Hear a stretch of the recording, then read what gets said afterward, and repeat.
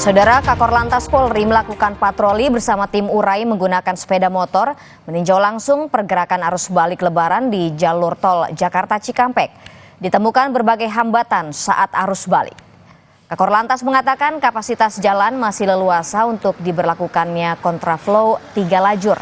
Tetapi karena adanya bottleneck sehingga di kilometer 62 kemudian kilometer 66 pertemuan Cipularang Bandung terjadi perlambatan.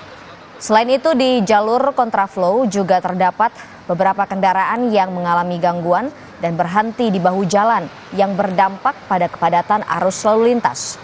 Pengendara disarankan untuk ke rest area atau keluar exit tol terdekat dan beristirahat di arteri.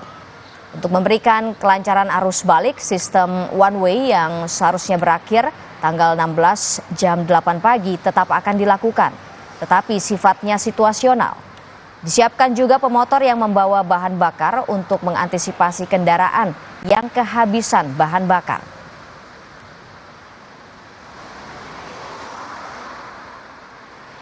Namun karena ada hambatan, ya beberapa hambatan, ada bottleneck, ini juga mengakibatkan perlambatan sehingga tadi di kilometer 62, kemudian 66 pertemuan Cipularang Bandung, ini juga ada perlambatan.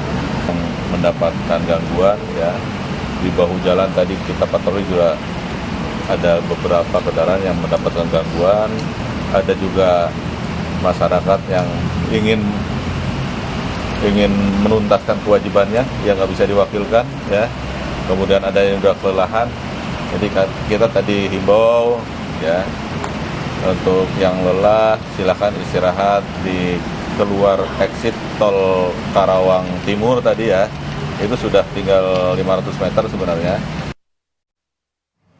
Diprediksi jadi puncak arus balik Lebaran pada hari